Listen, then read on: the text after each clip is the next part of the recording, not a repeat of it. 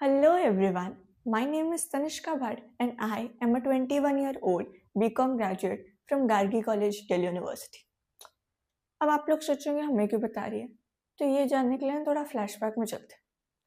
तो बचपन से ही ना मुझे टीचिंग का बड़ा ही क्रेज था भाई गॉड।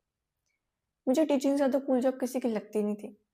हमारे स्कूल में टीचर्स आते थे, मस्त एसी में बैठते थे, थोड़ा बहुत पढ़ाते थे, बहुत सारा होमवर्क देते थे, बच्चों की खूब पिटाई करते थे, सारा अपना फ्रस्ट्रेशन बच्चों पर निकाल देते थे और छुट्टी हो जाती थी। और इतना ज़्यादा मज़ा आता था अपनी फ्रेंड्स को पिटते हुए देख। तो मुझे लगता था यार मैं भी बड़ा होकर ना टीचर ही बनूंगी और मैं भी अपना सारा फ्रस्ट्रेशन बच्चों पर निकाल लूंगी और उनको खूब मारूंगी। अनटिल अनटिल मैं एक दिन खुद पिटी, वो भी अपने संस्कृत वाले टीचर से। मतलब मैथ्स वाले टीचर से पिटे रहती या साइंस वाले टीचर से पिटे रहती या इंग्लिश से पिटे रहती तो कुछ समझ में भी आता कि हाँ चलो अभी तक है पिट गई, बट पिटी भी किससे? संस्कृत वाले टीचर से। बट उस दिन मुझे ये चीज़ रियलाइज हुई कि बच्चे को ना कभी भी मार के नहीं समझाया जा सकता। जिसको लगती है ना उसको दर्द होता है, जो मारता है उसको तो मज़ा ही आता है। तो उस दिन मेरे को हिट हुआ कि मैं ना कभी बच्चे पे हाथ उठा कर उसको नहीं पढ़ूंगी। मैं ना हमेशा उसको प्यार से समझाऊंगी, उसको एक इंटरेस्टिंग वे में समझाऊंगी। ऐसे ही धीरे धीरे करते करते बोरिंग क्लास अटेंड करते करते पिटते पिटाते 10th स्टैंडर्ड आ गई। 10th स्टैंडर्ड में I scored 96.4% overall and 97% 97 marks I would say in science. सबको मेरे से एक्सपेक्टेशन थी कि मैं तो साइंस स्ट्रीम में ऑप्ट करूंगी, बट मैंने सारी एक्सपेक्टेशन में पानी फेर दिया। मैंने कॉमर्स ऑप्ट कर लिया क्योंकि मुझे हमेशा से कॉमर्स में इंटरेस्ट था। दीदी की भी कॉमर्स थी तो उनसे भी थोड़ा बहुत इन्फ्लुएंस होकर मेरे को कॉमर्स में इंटरेस्ट आया। और मुझे ये जानने में कोई इंटरेस्ट नहीं था कि दो केमिकल्स को मिक्स करके क्या होता है, सूरज की मेरे से कितनी दूरी है, मेरी सूरज की से कितनी दूरी है, धरती की सूरज से कितनी दूरी है। ये सब मुझे बिल्कुल एक्साइट नहीं करती थी। तो जो चीज़ मेरे को एक्साइट करती थी वो कॉमर्स, वो चीज़ मैंने ऑप्ट कर ली। अब 11th स्टैंडर्ड आया, मुझे लगा कि यार जिंदगी के असली मजे तो अब आए हैं, क्योंकि 11th स्टैंडर्ड वो भी कॉमर्स का एक डेडली कॉम्बिनेशन होता है। बट भगवान को ये चीज़ मंजूर नहीं थी। हमारे बैच में कोविड आ गया, सारे स्कूल्स बंद हो गए और सारी क्लासेस ऑनलाइन होने लग गई। लाइव क्लासेस में तो आज तक कुछ समझ में आया नहीं, ऑनलाइन क्लास में क्या ही समझ में आ जाता। और ट्यूशन जाने में हर स्कूल का अलग अलग सिलेबस चलता था और टीचर अलग ही पढ़ाता था, तो बहुत मिसमैच होता था। तो ट्यूशन भी जाना एक सूटेबल ऑप्शन नहीं लगा, तो सेल्फ स्टडी सबसे बेस्ट ऑप्शन लगा। सेल्फ स्टडी करना शुरू करा और तब मुझे रियलाइज हुआ कि कॉमर्स तो एक्चुअली बहुत इंटरेस्टिंग सब्जेक्ट है। इसको खामखा लोग बोरिंग बना देते हैं, स्पेशली हमारे टीचर्स। XYZ का एग्जाम्पल देखे बिल्कुल पढ़ने का मन नहीं करता था मुझे।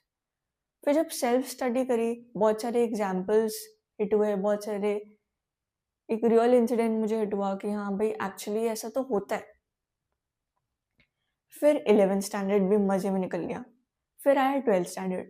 12th स्टैंडर्ड को तो मजे में नहीं निकालना था क्योंकि बोर्ड्स थे, पढ़ाई करनी थी।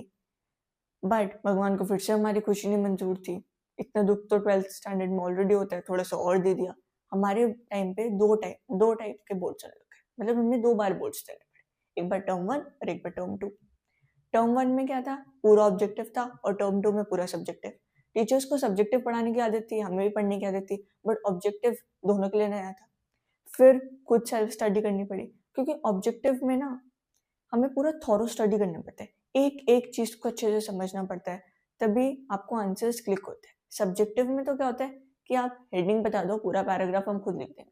हमारी कॉमर्स वालों की एक खासियत होती है, हल्का से भी कुछ पता चल जाए तो हम सब कुछ खुद बना लेते हैं। बट ऑब्जेक्टिव में ऐसा नहीं था, अब चीटिंग कर नहीं सकते थे, खुद ही पढ़ना पड़ता था। तो थॉरो स्टडी बहुत ज़्यादा नीड थी उसकी। तो टीचर्स तो स्कूल के पढ़ाते नहीं थे, और यूट्यूब पे भी जो पढ़ाते थे वो अपने पीडीएफ्स के थ्रू पढ़ाते थे, उसमें भी कीवर्ड्स मिसिंग होते थे। तो एनसीईआरटी को स्किप करना तो कोई ऑप्शन नहीं था, और उस टाइम पे कोई भी एनसीईआरटी नहीं पढ़ाता था। फिर जैसे ही 12th पास हुई, फिर से एक भूकंप आया, वो था सीयूईटी। हमारी टाइम पे सीयूईटी को भी इंट्रोड्यूस करा दिया, वो भी पूरा ऑब्जेक्टिव बेस्ड था। फिर थॉरो स्टडी रिक्वायरमेंट थी। एक बार को आप बिजनेस और इकोनॉमिक्स तो आप ऑब्जेक्टिवली पढ़ सकते हो, ऑब्जेक्टिव टाइप पेपर्स के लिए पढ़ सकते हो, बट अकाउंट्स को ऑब्जेक्टिव टाइप पेपर के लिए पढ़ना बहुत ही डिफिकल्ट होता था, बहुत सारी प्रैक्टिस रिक्वायरमेंट होती थी। और उस टाइम पे क्वेश्चन भी कम थे, क्योंकि उसी टाइम पे नया नया इंट्रोड्यूस होता था। सब्जेक्टिव टाइप के लिए तो मिल जाते थे, ऑब्जेक्टिव टाइप के लिए ढूंढना बहुत मुश्किल होता था। तो बहुत सारे सैम्पल पेपर खरीद के फिर उसमें कुछ क्वेश्चन नहीं समझ में आता था, तो फिर गूगल करके फिर उसको थोड़ा बहुत रिलेट करके उसके बारे में पढ़ के फिर आंसर निकलते थे। क्योंकि टीचर्स यूट्यूब पे कॉन्सेप्ट तो समझाते थे, बट क्वेश्चन प्रैक्टिस फिर एक बहुत बड़ा गैप था जो नहीं कोई करवाता था। तो उस टाइम पे लगता था यार काश कोई ऐसा टीचर होता जो एनसीईआरटी भी पढ़ा देता, कॉन्सेप्ट भी पढ़ा देता, सब्जेक्टिव टाइप भी क्वेश्चन सॉल्व करा देता, ऐसे ऐसे समझा देता कि बिल्कुल एक बारी में आंसर्स क्लिक हो जाते। तब मुझे लगा कि मैं जब टीचर बनूंगी ना एक दिन, तो मैं ये सारी चीजें कवर करूंगी। And I am really really thrilled to announce कि वो एक दिन आ चुका है।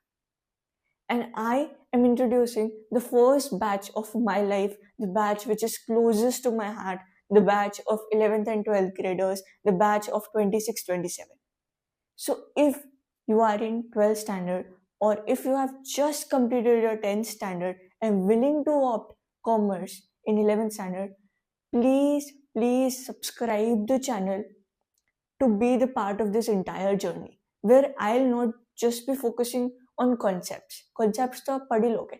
I'll be focusing on relatable examples जो आपके संग हमेशा रहे, जो आपको हर टाइम क्लिक करे. कोई भी क्वेश्चन आप पढ़ो तो उसी टाइम आपको इंस्टेंटली समझ में आ जाए कि किस टॉपिक से रिलेटेड है. I'll be covering numbers and numbers of objective questions, numbers and numbers of subjective questions. हर चीज I'll be covering. और सिर्फ 12th स्टैंडर्ड तक ही मैं आपके साथ नहीं रहूंगी. 12th स्टैंडर्ड के बाद जब सीवेट आएगा ना, तब भी I will be guiding you कि कैसे एक स्ट्रैटेजी बनानी चाहिए ताकि आप अच्छा स्कोर कर पाओ, कैसे कॉलेजेस को सेट करना चाहिए ताकि आपको बहुत अच्छा कॉलेज मिल सके. और कॉलेज में भी जब आपको कॉलेज भी मिल जाए तब भी मैं आपका साथ नहीं छोड़ूंगी. उसके बाद भी I will be guiding you कि कौन सी सोसाइटीज ज्वाइन करनी चाहिए, क्या इंटर्नशिप्स करनी चाहिए या नहीं करनी चाहिए. और उसके बाद भी I will be telling you how to land a very good job. तो इफ यू आर मतलब रियली इंटरेस्टेड कि हाँ ये सब मुझे करना है, मुझे भी 12th में अच्छे नंबर चाहिए, मुझे भी सीवेट में अच्छा स्कोर चाहिए, मुझे भी अच्छा कॉलेज चाहिए, मुझे भी अपनी जो कॉलेज लाइफ है उसको बेस्ट तरीके से जीना है, उसको उस टाइम को पूरा यूटिलाइज करना है प्रोडक्टिवली. फन पार्ट भी होता है बट प्रोडक्टिवली यूटिलाइज करना भी बहुत इंपॉर्टेंट होता है. अगर आपको ये सब लगता है कि यू टू नीड इट, तो you need to subscribe the channel and be in this journey. I am a little new, I'm a little nervous at this point कि जो चीज़ मैंने बचपन में सोची थी कि हाँ मैं टीचर बनूंगी, I am actually doing it. I am recording और मैं अब कुछ दिन बाद आई विल बी टीचिंग. वो सब चीज़ एक मतलब एक ड्रीम जैसा लगता है but it's actually the reality. I am little nervous as well but धीरे धीरे I overcome everything. And I really want कि आप लोग उस चीज़ को सपोर्ट करें एंड आप लोग इस चैनल को सब्सक्राइब करें. एंड बहुत सारी अपडेट्स आएंगी, उसके लिए बने रहे. So thank you so much for watching this introductory video of mine. I hope you all have enjoyed it, you all have felt relatable थोड़ा बहुत कि आपकी भी हाँ ऐसी ऐसी जर्नी रही होगी, ऐसा ऐसा टीचर्स के संग ऐसा ऐसा एक्सपीरियंस रहा होगा.